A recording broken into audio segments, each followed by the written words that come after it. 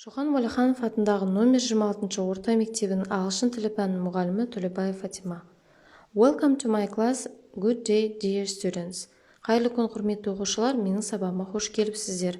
Бүгінгі сабағым 8-ші сыныпқа арналады. Сабақты бастамастан бұрын күнді жазып алайық.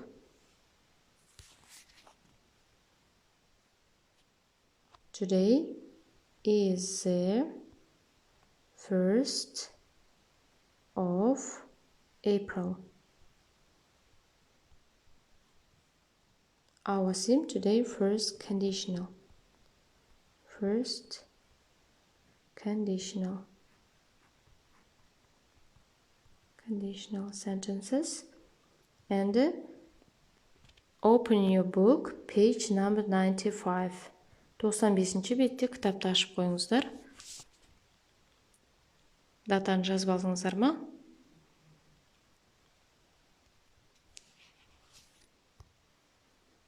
Okay, today our theme, first conditional.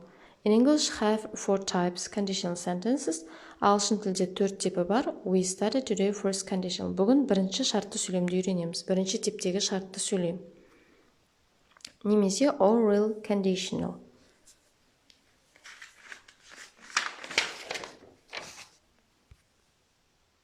This type of sentence describes possibilities, abilities and permissions. Белгілі бір іс-әрекеттің жүзеге асуы мүмкіндігін білдіреді. Бұл типтегі іс-әрекеттер келесі шақта аударылады. If plus present simple, will plus simple form. Бағыңқы сөйлем present indefinite шағында болса, басыңқы сөйлем future indefinite шағында болады. Examples.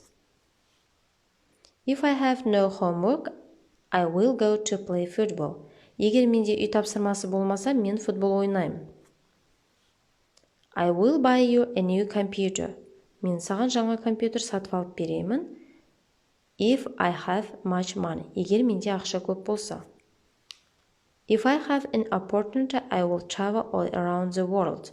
Менде бұндай мүмкіндік болса, мен бүкіл әлемге саяхат жасайтын едім.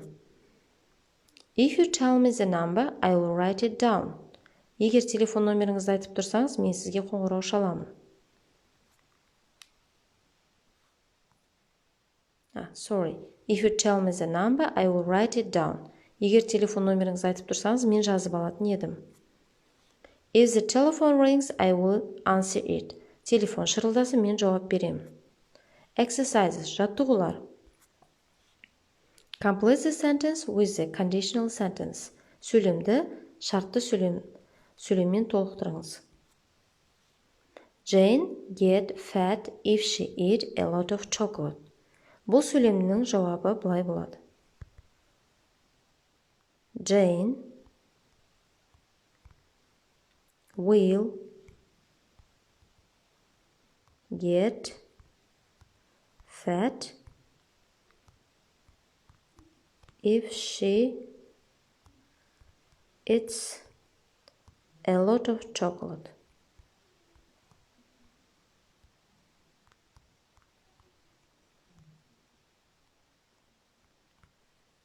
Егер Джейн көп шоколад жесе, ол семіріп кетеді деген мағынада айтылып тұр. Next, if the fork get thicker, they close the airport. Ал оқушылар мынаның жауабы қалай болады? Ойланып көріңіздер. Иә, дұрыс. If the fork gets thicker, they will close the airport. Дұрыс.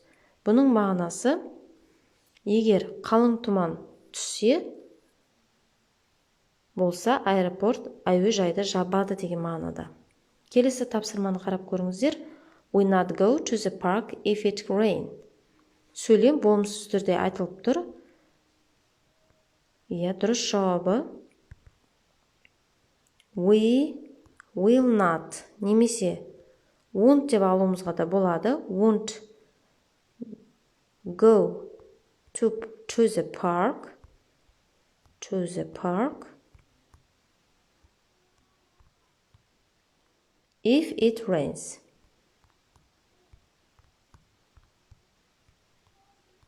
Міне, егер жаңбыр жауса, біз саябаққа бармаймыз. Sorry.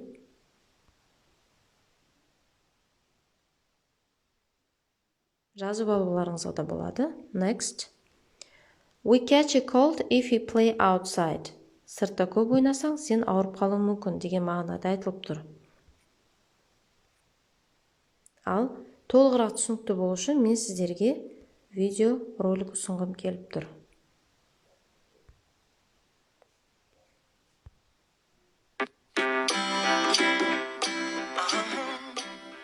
First conditional. First conditional, we use first conditional to talk about future events that are possible to happen. Жаңада айтқандай, белгілі бір іс-әрекеттің жүзеге асуының мүмкіндігін білдіреді. There are two clauses, екі жақта қолданады. If the clause first present simple, next future simple. Examples, мысалдар.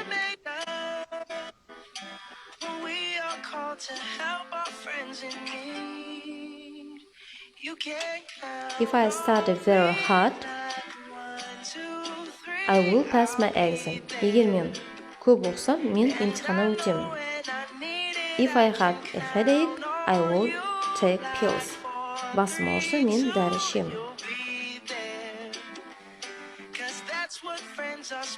If I do a lot of exercises, I will be very strong. Көп жаттығу жасасам, мен күшті боламын. If I eat a lot of hamburgers, I will be fat. Көп гамбургер жесем, егер мен семіріп кетемін. Thank you for attention. Рахмет назарларыңызға.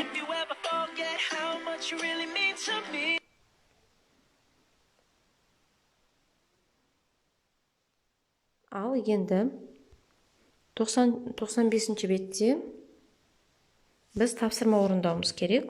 Кітап бойынша. Тақтаны өшіремін.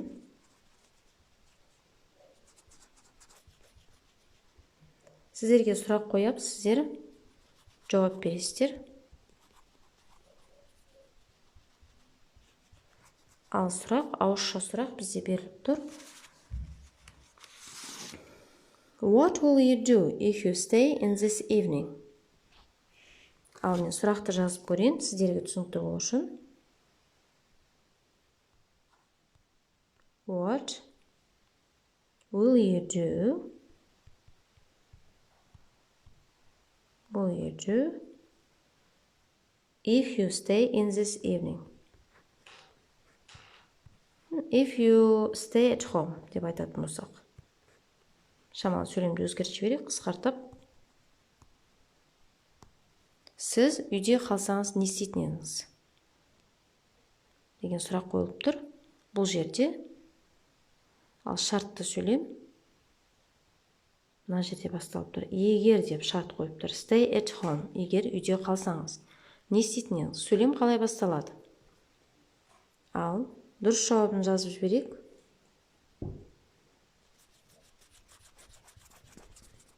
Қалай болады?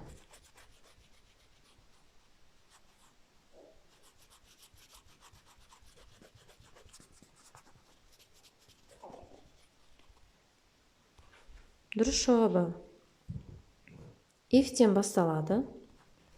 If I stay, егер мен үйде қалсам, at home.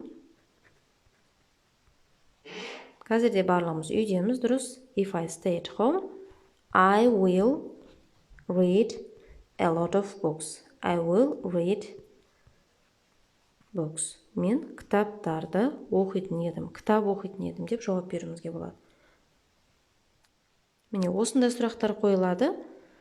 Ал үйге тапсырма сіздерге осы тақырып бойынша 95-ші бетте бізге 95-ші бетте exercise 1 and exercise 3. Класс жұмысын аяқтап келесіздер exercise 3, үй тапсырмасына exercise 1, тексті оқып, берілгені complete the first conditional sentence from the text. Текстен қарап, шартты сөйлемді толықтырып жазасыздар. Бүгінгі сабағымыз аяқталды. Назарларыңызға рахмет.